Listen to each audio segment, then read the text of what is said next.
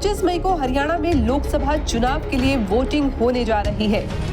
ऐसे में कुरुक्षेत्र लोकसभा सीट पर भाजपा प्रत्याशी नवीन जिंदल, इंडिया गठबंधन के उम्मीदवार सुशील गुप्ता और इनेलो प्रत्याशी अभय सिंह चौटाला के बीच रोचक मुकाबला देखने को मिल रहा है।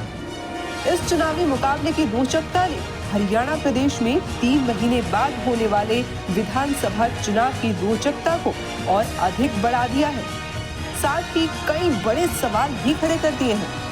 सबसे बड़ा सवाल ये कि जिस प्रकार कुरुक्षेत्र लोकसभा सीट पर इंडिया गठबंधन के प्रत्याशी डॉक्टर सुशील गुप्ता का ग्राफ कांग्रेस के समर्थन से काफी बड़ा है, क्या आगामी विधानसभा चुनाव में भूपेंद्र सिंह हुड्डा के सीएम बनने की राह में डॉक्टर सुशील गुप्ता का यही बड़ा हुआ ग्राफ बड़ी बाधा भी बन सकता है?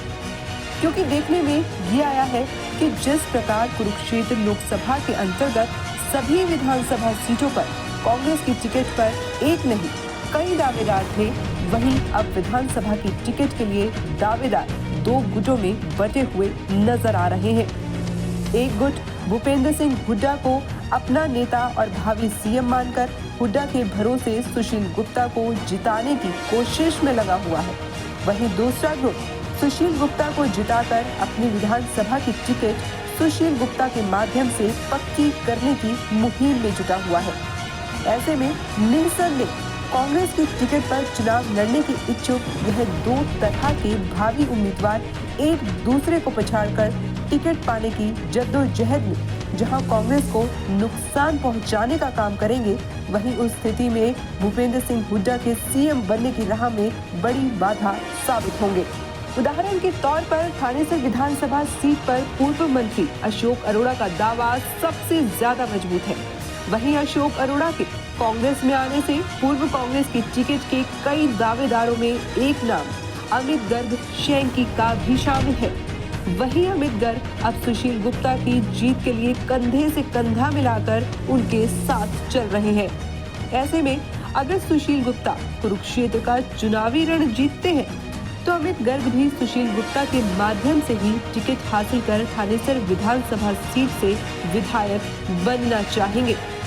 इसी प्रकार पेहवा विधानसभा सीट पर जहां चट्ठा परिवार का कई दशकों से बोलबाला है और भूपेंद्र हुड्डा और चट्ठा की मित्रता किसी से छुपी नहीं है, ऐसे में पेहवा सीट पर हाल ही में कांग्रेस में शामिल हुए संदीप ओमकार भी सुशील गुप्ता की जीत में कंधे से कंधा मिलाकर उनके साथ चल रहे हैं। ऐसे में अगर सुशील गुप्ता चुनाव जीतते हैं तो संदीप ओमकार भी सुशील गुप्ता के भरोसे ही कांग्रेस की टिकट पर पेहवा विधानसभा से अपनी ताल ठोकना चाहेंगे।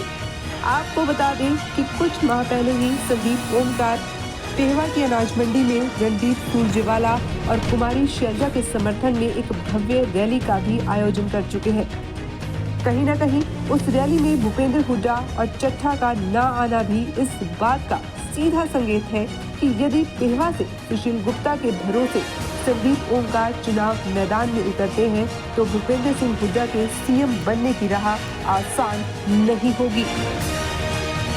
यही हालत पुंडरी विधानसभा की है, जहां कांग्रेस से पूर्व विधायक सुल्तान जडोला और पूर्व कांग्रेसी प्रत्याशी सतबीर भाड़ा कांग्रेस की टिकट की रेस में है। लेकिन पुंडरी में बड़ा खेल कर गए सुशील गुप्ता, जिन्होंने 18 मई को पुंडरी अनाज मंडी में भगवंत मान की रैली में हुड्डा के नजदीकी सुल्तान जडोला के माध्यम से भीड़ जुटवाई और मंच से भगवंत मान से आशीर्वाद दिलवा दिया नरेंद्र शर्मा को।